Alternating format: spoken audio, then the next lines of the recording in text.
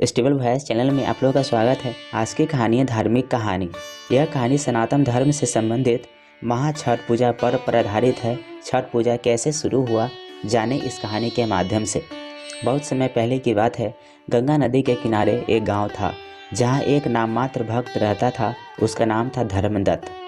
वह गांव वालों के बीच में सम्मानित था क्योंकि उसने बहुत सारे लोगों की मदद की थी और उन्हें धार्मिक शिक्षा दी थी। एक दिन धर्मदत्त की पत्नी ज्योति बहुत बीमार हो गई। चिंता में डूबे धर्मदत्त ने अपनी पत्नी को लेकर गंगा नदी के किनारे गए। वहां पहुंचकर उन्होंने गंगा जी की पूजा करना शुरू किया। उन्होंने गंगा जी से अपनी पत्नी के स्वस्थ होने की प्रार्थना की। गंगा जी ने धर्मदत्त की प्रार्थना सुनी और उन्हें दर्शन दिए। उन्होंने कहा, तुम्हारी आराधना ने मेरा मन मोह लिया है, मैं तुम्हारी मनोकामनाओं को पूर्ण करूंगी। धर्मदत्त ने गंगा जी का आभारी होकर उनकी पूजा जारी रखी और वह अपनी पत्नी के साथ गांव वापस चले गए। थोड़ी देर बाद ज्योति की सेहत में सुधार होने लगा। उन्होंने धर्मदत्त को धन्यवाद दिया और गंगा जी के प्रति अपनी कृतज्ञता व्यक्त की। धर्मदत्त को यह अनुभव हुआ कि गंगा जी की कृपा से ही उनकी पत्नी की सेहत में सुधार हुआ था। इसके बाद उन्होंने निरंतर गंगा जी की पूजा करना शुरू किया।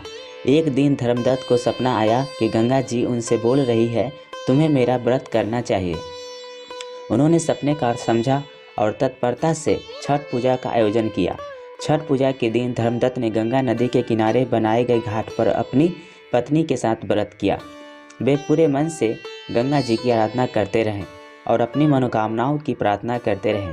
गंगा जी ने देखा कि धर्मदत्त ने उनका व्रत बड़े भक्ति भाव से किया है और उन्होंने उनकी प्रार्थना सुनी। उन्होंने धर्मदत्त को आशीर्वाद दिया और उनके गांव को सुख शांति से भर दिया। इसके बाद छठ पूजा गांव वालों ने हर साल बड़े धूमधाम से मनाने लगे।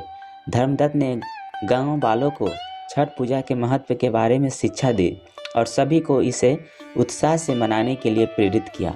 छठ पूजा का आयोजन गांव के हर परिवार में हरियाली, खुशियों और आत्मशक्ति का प्रतीक बन गया। छठ पूजा के दिन गांव वाले गंगा नदी के किनारे जाते और सूर्योदय के समय खास प्रयासों के साथ पूजा अर्चना करते। वे अपनी मनोकामनाएं मांगते और धन्यवाद अर्पित करते। साथ ही वे व्रती अन्न, फल और गुड़ का प्रसाद बनाकर बांटते।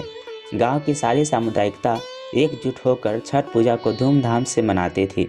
इस प्रकार गांव वाले धर्मदत्त की भक्ति, आस्था और संगठनशीलता की दृष्टि से एक समृद्ध और खुशहाल समुदाय बना रहे। छठ पूजा गांव के लोगों को एक दूसरे के साथ मिलकर समर्थन करने का मौका देती थी और साथ ही सामुदायिक उत्सव बन जाता था। धीरे धीरे छठ पूजा का पर्व नहीं सिर्फ गांव के लोगों के बीच एक धार्मिक आयोजन बन गया, बल्कि यह एक प्रभावशाली सामाजिक महोत्सव ही बन गया। गांव वाले हर वर्ष इसे बड़े उत्साह और उमंग के साथ मनाते और धर्मदत्त के उपदेशों को अपनाकर अपने जीवन में सकारात्मक परिवर्तन लाते।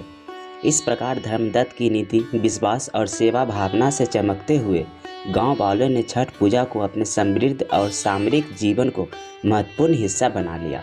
कैसा लगा यह कहानी कमेंट करके जरूर बताएं और इस चैनल पे नए हैं तो कृपया इसे लाइक, शेयर और सब्सक्राइब कर लीजिए। Thank you.